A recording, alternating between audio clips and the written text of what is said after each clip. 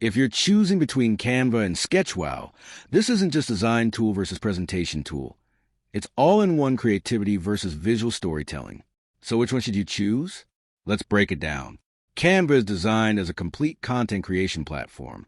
You get templates for social media, presentations, videos, documents, AI tools, and drag-and-drop editing. That makes it incredibly easy for beginners, marketers, and creators who want to build almost anything quickly. But here's the catch. While Canva can do a lot, some users feel advanced customization can become limiting. SketchWow takes a different approach. It's focused more on creating hand-drawn style visuals, presentations, and explainer content that looks more personal and engaging. That can be useful for teachers, trainers, and business presentations that need a less generic look. The downside is that it isn't as flexible as Canva for general content creation.